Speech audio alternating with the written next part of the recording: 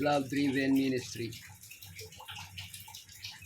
For our for out of much affliction and anguish of heart, I wrote to you with many tears, not that you should be grieved, but that you might know the love which I have so abundantly for you. As we delve into the study of Paul's second epistle to the Corinthians, we observe that the apostle is very interested in the well-being of the church. Although it has never been easy to follow Elohim's ways in this sin-filled world, in the first century, declaring oneself a Christian could involve serious difficulties. Paul prepares the church to face these difficulties, both internal and external, and teaches them to form a body united in selfless love. From this advice, we can learn today to be the aroma of life living to life. Elohim's comfort is suffering, holiness and sincerity in ministry, to behave wisely, to forgiveness and restoration, the fragrance of Messiah. Elohim's comfort and suffering, who comforts us in all our tribulation, that we may be able to comfort those who are in any trouble, with the comfort with which we ourselves are comforted by Elohim.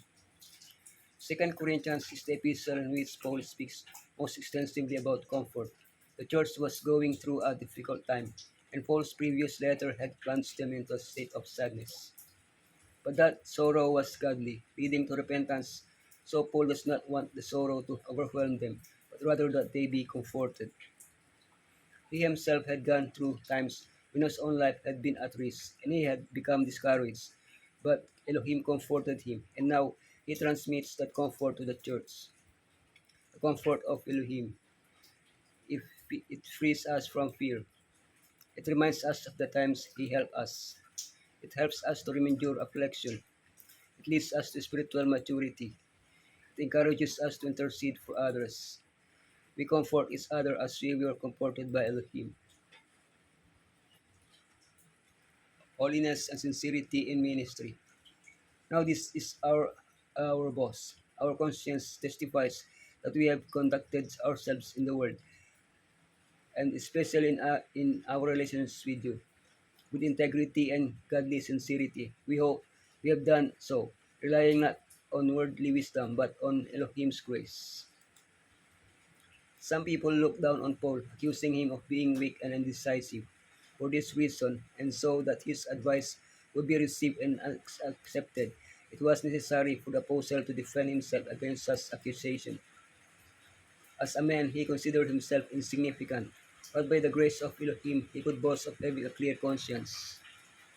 He and his associates could confidently say that his conduct was holy and sincere, pure, both in the church and outside of it. For this reason, Paul's writings were free of hidden intentions.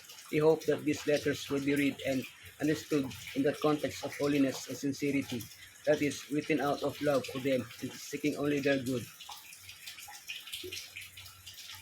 to behave wisely.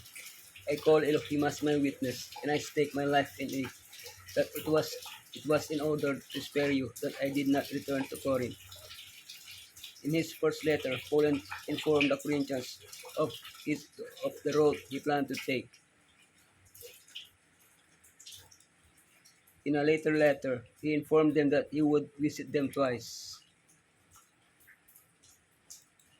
However, he had changed his plans and decided not to make that first visit. These changes led some to criticize him for being unstable and vacillating. Why had he changed his mind?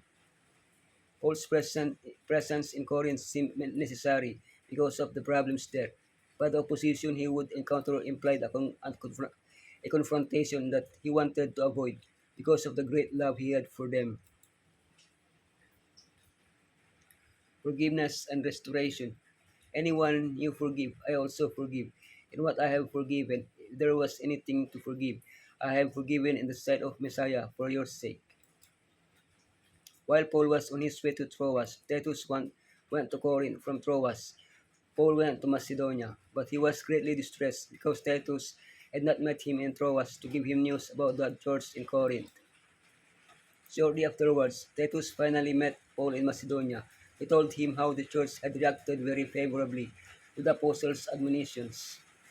One of the issues they needed to resolve concerned church discipline. Obeying the apostle, the offending party had been rebuked. and they had accepted the rebuke. Now Paul asked them to take the next step, forgiveness and restoration, the fragrance of Messiah. For we are to Elohim the fragrance of Messiah among those who are being saved and among those who are perishing.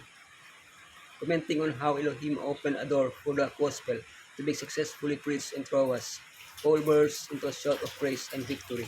But thanks be to Elohim who always leads us captives in Messiah, triumphal possession, and uses us to spread the aroma of knowledge of Him everywhere. Like an all-pervading fragrance, the knowledge of Messiah reaches every soul. To the Corinthians, as to us, this fragrance is of eternal life. However, to those who reject the call, it is a smell of death. Focusing on the responsibility this entails, Paul explains that the message must be given sincerely, without seeking any personal gain, but the salvation of the listeners. This faithful messenger brought the cheering news that a wonderful change had taken place among the Corinthian believers. Many had accepted the instruction contained in Paul's letter and had repented of their sins. Their lives were no longer a reproach to Christianity, but exerted a powerful influence in favor of practical godliness. That repentance which is produced with the influence of divine grace upon the heart will lead to confession and forsaking of sin. Such were the fruits which the apostle declared had been seen in the lives of the Corinthian believers.